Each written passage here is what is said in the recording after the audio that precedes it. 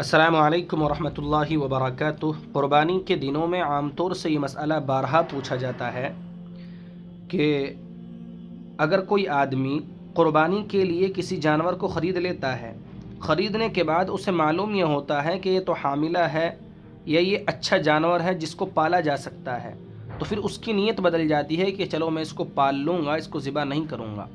اس کے بدلے میں وہ دوسرا جانور خریدنے کے لیے مارکیٹ میں جاتا ہے تو دوسرے جانور کی قیمت اس پہلے جانور کی قیمت سے ذرا کم ہوتی ہے۔ تو اب سوال یہ ہے کہ جو کم قیمت میں اس نے دوسرا جانور خریدا ہے اور پہلے جانور کے مقابلے میں کچھ پیسے اس کے پاس بچ گئے ہیں، ان پیسوں کا کیا کریں؟ جواباً عرض یہ ہے کہ ان پیسوں کو صدقہ اور خیرات کر دیں۔ ان کو خیرات کرنا ضروری ہے، اپنے کام میں استعمال کرنے کی اجازت نہیں ہے۔ اسی طرح کے دیگر مسائل معلوم کرنے کے لیے آپ ہم سے رابطہ کریں اور ہمارے اس چینل دیار تھانوی کو سبسکرائب ضرور کر کے رکھیں۔ انشاءاللہ اس پر نئے اور پیش آمدہ مسائل کی ویڈیو بنا کر کے ڈالی جاتی ہے۔